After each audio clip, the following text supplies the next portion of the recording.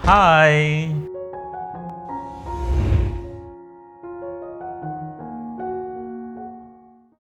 Hi, this is Dr. Udaya Chanukya, Rice Clinics, Rajahmundry. We are going to discuss causes of snoring in a 5-year-old child.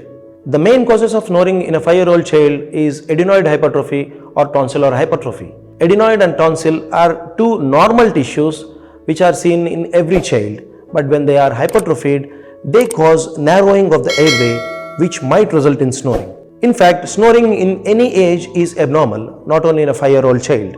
So whenever your child has snoring, please consult your nearest ENT doctor who does a diagnostic nasal endoscopy or a video laryngoscopy to find out the abnormality and to treat the same. Thank you.